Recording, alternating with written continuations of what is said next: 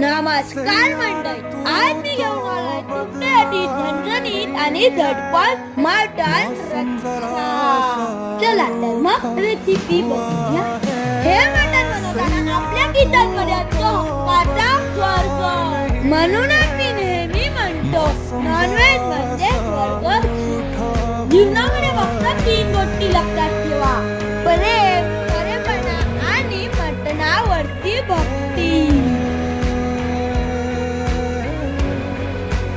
Non veg खाणं म्हणजे पाप नाही हो, तिच्या आत्म्याची गरज आहे, गरज.